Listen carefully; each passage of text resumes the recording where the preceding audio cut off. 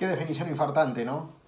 Fueron 16 vueltas, Verstappen, Sainz, 5, 6, 7, 8 décimas de diferencia permanentemente, y algunas cosas para analizar de ese duelo. En principio, que la última parte del recorrido, Max Verstappen lo hizo sin el radio. Él escuchaba, pero no lo escuchaban a él. E hizo prácticamente ese último segmento de la carrera a ciegas. En el momento probablemente que más necesitaba del intercambio de información por lo que era la proximidad de Carlos Sainz. Un Carlos Sainz que se preguntaba a esa altura si había hecho lo conveniente, porque cuando sale el safety car producto del impacto de Yuki Tsunoda, Sainz va a cambiar por los neumáticos más duros y por supuesto tenía una diferencia sustancial respecto de los neumáticos que 3 o 4 vueltas antes ya había cambiado Max Verstappen, y ahí radicaba su verdadera expectativa, porque relanzaron la carrera en esta distancia y eso le daba la posibilidad a Carlos Sainz de pelear mucho más. Pero había una duda: la elección de este alerón trasero más cargado respecto al de Leclerc, ¿habría sido la elección correcta? ¿No habría sido mucho más eficiente para Ferrari poner una versión descargada como la que usó Leclerc para la recuperación de 14 puestos, que en realidad estaba pactado para ser estrenado en Silverstone? Bueno, la cuestión es que lo que dice Matías Binotto es que eligieron justamente por esto, porque había una sola pieza disponible y cualquier incidente dentro de Montreal, que es altamente probable, le hubiese llevado a tener que cambiar toda la pieza y alargar desde atrás si hubiese tenido algún inconveniente en la clasificación lluviosa, recordemos, del día sábado. Todo esto era lo que se preguntaban los dos pilotos que estaban en un ritmo frenético pero lleno de contingencias. Pero ¿dónde estuvo la clave para que Verstappen mantuviera la diferencia respecto de Sainz, a pesar de que Sainz y la Ferrari eran más rápidos en los sectores veloces? La clave estuvo acá, en lo que hablábamos la semana pasada, la horquilla número 10. Yo les contaba la semana pasada que el freno y la tracción era fundamental para este circuito. ¿Y dónde estuvo el lugar donde Verstappen abría esa ventana de oxígeno para después administrar el resto de la vuelta? En la horquilla, en la curva número 10. Frenaba muy bien y salía mucho mejor traccionado. No significa que a lo largo de todo el sector era el más rápido.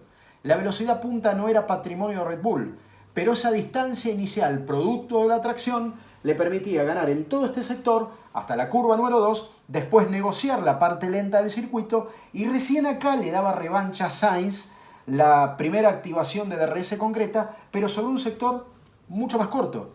No le quedaba mucho resto y una vez que volvían ya otra vez hacia la zona de la horquilla, se repetía la dinámica de frenar bien, traccionar mejor, y esto quedó evidenciado en estas imágenes. Así llegaban, lo estamos viendo desde Sainz. Esta es Verstappen, esta es la horquilla. Llegaban pegaditos, pero inmediatamente maduraba esa horquilla, rápidamente Verstappen se empezaba a despegar. Y fíjense, la tercera secuencia demuestra que de manera muy veloz Verstappen hacía justamente este campo que después podía administrar por el resto del circuito. Acá estuvo la clave. Insisto, la Ferrari en velocidad punta era mejor, e incluso si se analizaba el final del último sector con el principio del primer sector, Ferrari y Carlos Sainz eran más rápidos, pero tenía que achicar todo el tiempo esta ventana de diferencia que le hacía la tracción del Red Bull de Max Verstappen. ¿Por qué fue sancionado Fernando Alonso? Porque cuando faltaba una vuelta, Valtteri Bottas quiso ir a buscarlo y Alonso hace 4 movimientos que promueve que la FIA ponga el ojo allí e indique que Alonso tuvo un zigzagueo imprudente. Le suma 5 segundos al tiempo que le había permitido clasificar en el 7º lugar y lo manda al 9º, además de restarle 4 puntos. Obviamente que son los que pierden el campeonato, le suma una sanción más a su superlicencia. Ya tiene 6 en lo que va del último año Fernando Alonso. Lamentablemente estábamos ante el mejor año del español, o el mejor momento del español en el año, y se encuentra con esta contingencia que se suma a una supuesta fuga de aire que todavía está siendo investigada. Cosas para tener en cuenta de Mercedes. Lo primero, 2 configuraciones distintas sobre mojado cuando los ingenieros de Hamilton buscaban desesperadamente cómo evitar ese rebote que, según Hamilton, lo estaba volviendo más loco que nunca en este Gran Premio de Canadá. Este es Hamilton. Alerón trasero descargado, sin tanta presión sobre la parte trasera del auto. El de Russell completamente más cargado, más pesado, más estable según sus condiciones de manejo. Y si entramos en algunos detalles adicionales, cuando se buscaba desesperadamente cómo contrarrestar ese rebote constante en el auto más fuertemente de Lewis Hamilton, aparece esto.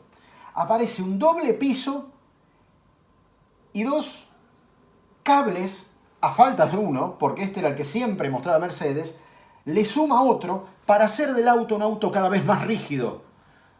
Faltaba envolverlo al auto para que no rebotara. Pero cuando el resto de las escuderías miran esto, dicen, esto no es legal. Más allá de que la FIA permitió buscar alternativas para evitar justamente el rebote en los autos, pero especialmente en Mercedes, que es el que más se había quejado por los dolores de espalda de Hamilton, busca esta solución.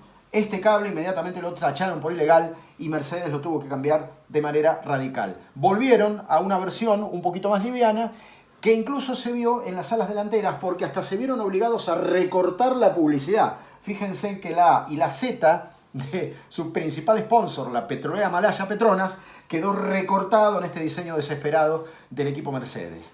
Hablando de diseños o recursos desesperados, también McLaren tuvo el suyo, a pesar de que no le dio buenos resultados, pero fíjense que estiró mucho más el área de sujeción original del nuevo en Canadá, para ver si podía contrarrestar todavía un poco más el rebote. Con esto quiero decir que todos de alguna manera buscaron soluciones. Los frenos, el gran tema de los frenos.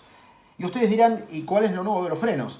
Es que en este caso, en el caso de la escudería Red Bull, le hicieron una cobertura térmica para evitar justamente ese sobrecalentamiento infernal que proponen los frenos en un circuito como Canadá. Y ustedes dirán, ¿cómo me doy cuenta de la diferencia? Así, esta es la versión original de los frenos al descubierto y sin esa cobertura térmica que le permitió mantener la temperatura de los frenos más o menos de manera coherente en un circuito que puede llegar a derretirlos. Bajo cualquier circunstancia, los frenos sufren como ninguna otra parte y ningún otro accesorio del auto.